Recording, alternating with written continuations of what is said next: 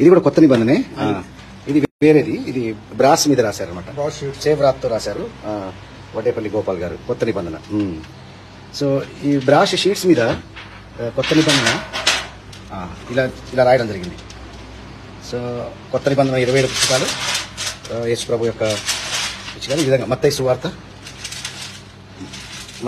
ఇక మార్కు, లూకా, యోహాను, అలాగా ప్రకటన వరకు ప్రతి పేజీ మీద. అంకుల్ ఇది రాయడానికి ఎంత కాలం పట్టిందండి? ఇది రాయడానికి టోటల్ ఎన్నికల వరకు ఇది కూడా 2 years పైన పడింది. సో ఇది పాత నిబంధన గ్రంథం. ధర్మశాస్త్ర గ్రంథాల్లో పంచకాండాలు ఉంటుంది కదా. పాత నిబంధనలో ఆది కాండము, నిర్గమ కాండము, సంఖ్యాకాండము, లేవి కాండము.